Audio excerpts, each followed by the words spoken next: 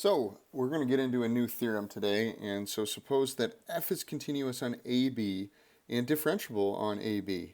So if f of A equals f of B, what can we conclude? So let's go ahead and let's draw this out. So if I have something here, an A and a B, and I know that f of A equals f of B, right? So this would be f of B, this is f of A.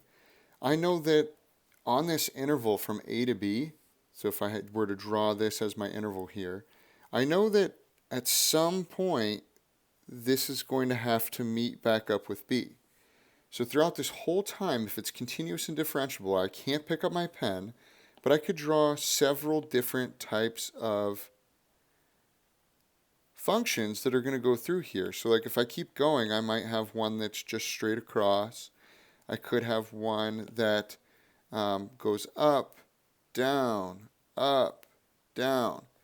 The whole point is I have to go from A to B, and it starts at A and it ends at B, where it's f of A and f of B are equal to each other.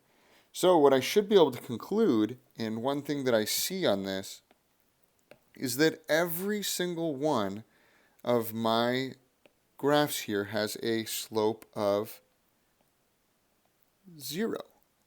Even this one does. This one has a slope of 0 at least once. And there's that one there too. So every single graph had a slope of 0 at least one time. And so that's just exactly that. Rolle's theorem is going to say that if it is continuous and differentiable on this interval from A to B, then there must exist at least one C here where this function has a 0 slope. So that would be my C, and this is f of C. F prime of C is equal to 0. So that would be right at this point right there. And so that occurs at anything if f of A is if it's equal to f of B. We must have a spot where it is equal to 0.